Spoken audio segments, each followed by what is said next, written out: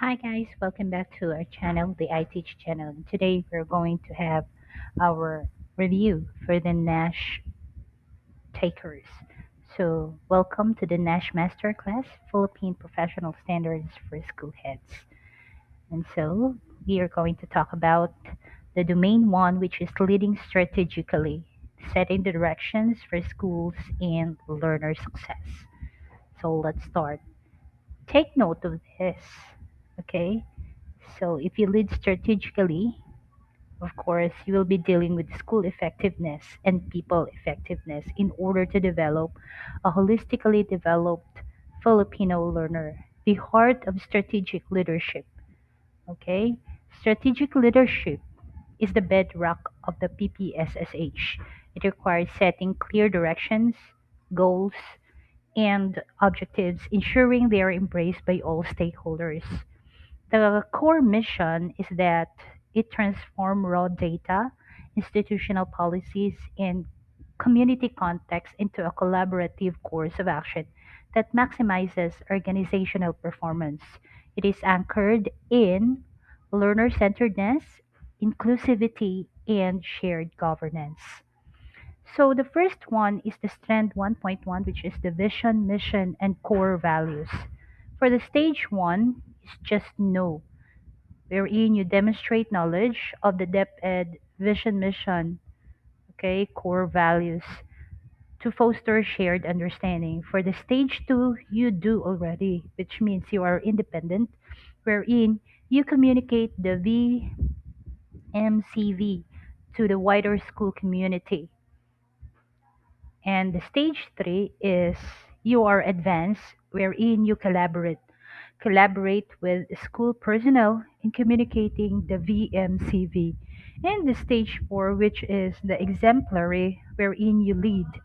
That means you serve as a role model, embodying the VMCV to sustain alignment of all programs and policies. Now for the strand 1.2, which is the school planning and implementation.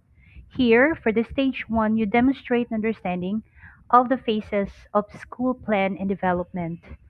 For the stage 2, you develop and implement the plans directly with the planning team. So you can do it together with the SPT or the school planning team in your school. And next, you are collaborating, wherein you engage the wider school community in development and implementation. And the last stage is you share best practices with fellow school heads to align with the broader institutional goals. Now, let's go to the strand 1.3, which is the policy implementation and review. Here, you have for the stage one, you only understand policy implementation and review for consistent operation. While the stage two, you undertake policy implementation and review within the school. The stage three, you engage stakeholders in improving the implementation of reviewed policy. And the stage four, you recommend enhances to higher authorities based on localized review. Now for the strand 1.4, which is research and innovation. Here for the stage 1, you identify relevant research findings from reliable sources.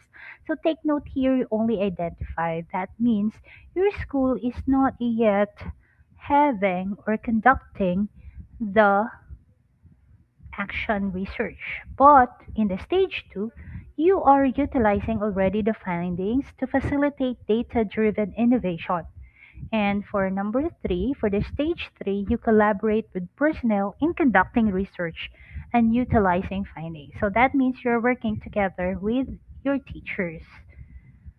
And the last stage is promote a culture of research to foster continuous evidence based school improvement.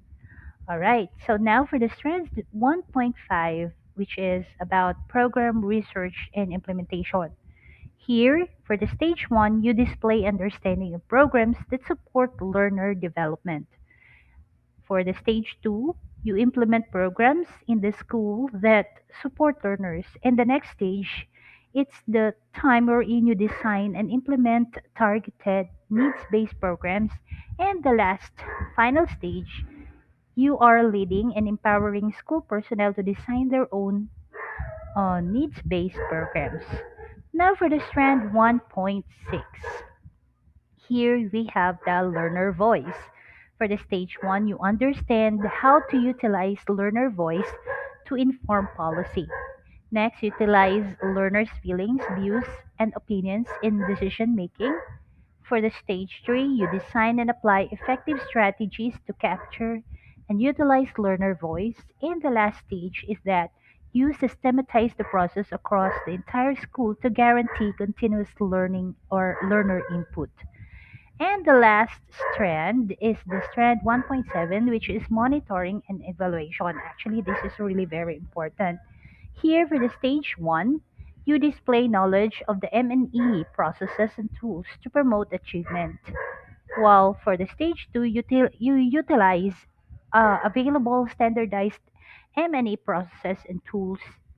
For the stage 3, you design supplemental M&E tools following standards processes. And for the last one, the wherein you are institutionalizing, huh? You are already institutionalizing effective M&E processes, embedding them into daily operations. All right, so take note that strategic leaders impact. Okay, the main one is not just about setting goals, it is about building the system that achieve them. Okay, strategic direction is very important, plus empowered personnel, and of course, engaged learning or learners. So, if you had done all of these three, then you maximize organizational performance. All right, so take note that this our references,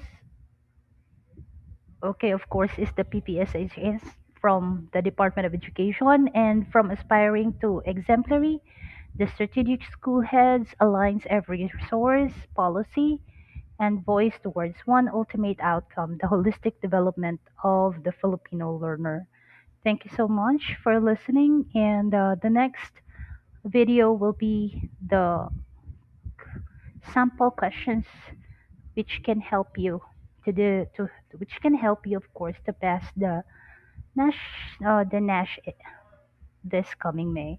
So I wish you all well, and thank you so much. Please don't forget to like and subscribe our channel, the I Teach channel. Thank you.